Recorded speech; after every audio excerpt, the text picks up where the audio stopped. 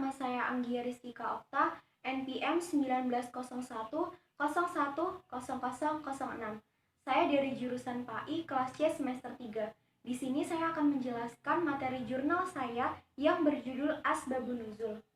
Pengertian Asbabun Nuzul. Ungkapan Asbabun Nuzul merupakan bentuk idafah dari kata asbab dan nuzul. Secara etimologi, asbabun nuzul adalah sebab-sebab yang melatar belakangi terjadinya sesuatu.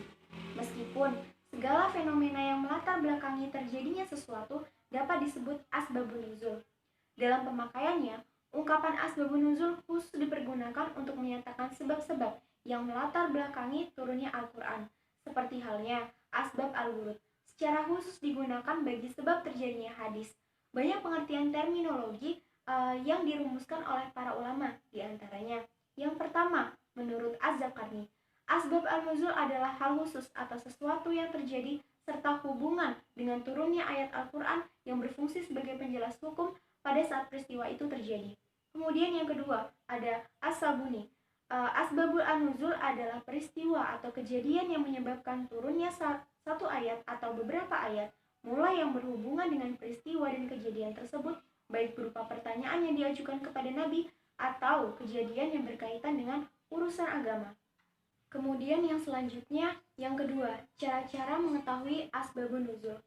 Asbabun nuzul itu tidak bisa diketahui semata-mata dengan akal.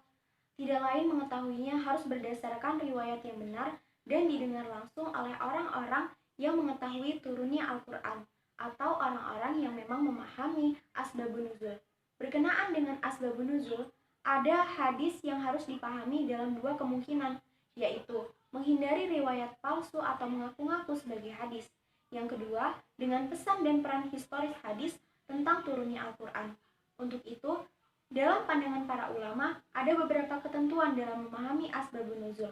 Pertama, jika asbabun nuzul diriwayatkan dari seorang sahabat, maka hukumnya dapat diterima, sekalipun tidak dikuatkan dan didukung dengan riwayat lain. Yang kedua, jika asbabun nuzul diriwayatkan dengan hadis mursal, yaitu hadis yang sanadnya gugur dari seorang sahabat dan hanya sampai kepada seorang tabi'i, maka hukumnya tidak dapat diterima, kecuali sanadnya benar dan dikuatkan oleh hadis mursal lainnya. Kemudian yang ketiga, macam-macam asbabun nuzul. Yang pertama, ada ta'dud al-asbab wa an-nazil wahyi.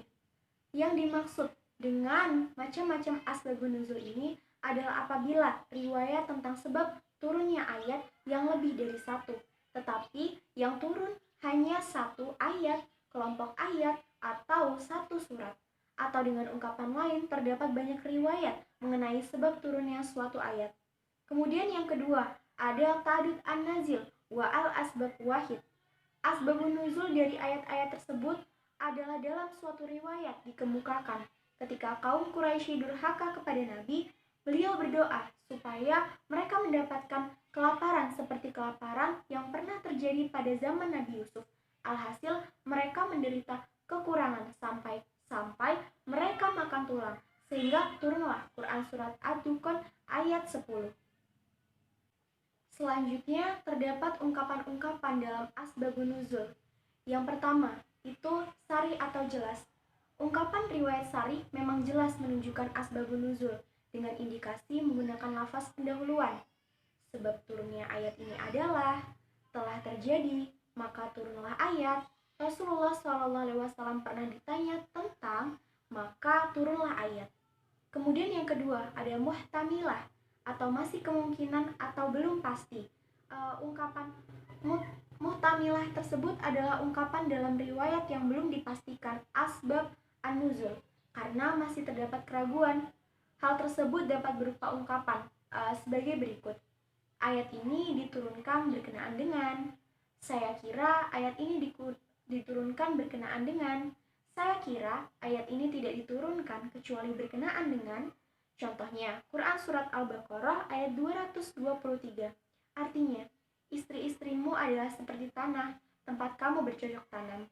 Maka datangilah tanah tempat bercocok tanammu itu bagaimana saja kamu hendaki, dan kerjakanlah amal yang baik untuk dirimu, dan bertakwalah kepada Allah, dan ketahuilah bahwa kamu kelak akan menemuinya, dan berilah kabar gembira orang-orang yang beriman. Berikutnya adalah urgensi asbabun nuzul. Yang pertama, seorang dapat mengetahui hikmah di balik syariat yang diturunkan melalui sebab tertentu. Yang kedua, seseorang dapat mengetahui pelaku atau orang yang terlibat dalam peristiwa yang mendahului turunnya suatu ayat. Yang ketiga, seorang dapat menentukan apakah ayat mengandung pesan khusus atau umum dan dalam keadaan bagaimana ayat itu mesti diterapkan. Kemudian yang terakhir adalah seorang dapat menyimpulkan bahwa Allah selalu memberi perhatian penuh pada Rasulullah dan selalu bersama kepada hambanya. Baik, kemudian yang terakhir kegunaan dari asbabun nuzul. Yang pertama, mengetahui hikmah dan rahasia diundangkannya suatu hukum dan perhatian syara terhadap kepentingan umum tanpa membedakan etnik, jenis kelamin, dan agama. Kemudian yang kedua, mengetahui asbabun nuzul membantu memberikan kejelasan terhadap beberapa ayat. Kemudian yang ketiga, pengetahuan asbabun nuzul dapat menghususkan taksis, hukum terbatas pada sebab, terutama ulama yang menganut kaidah khusus asabah atau sebab khusus. Kemudian yang paling penting ialah asbabun nuzul dapat membantu memahami apakah suatu ayat berlaku umum atau berlaku khusus. Selanjutnya, dalam hal apa ayat itu diterapkan. Maksud yang sesungguhnya, suatu ayat dapat dipahami melalui asbabun nuzul.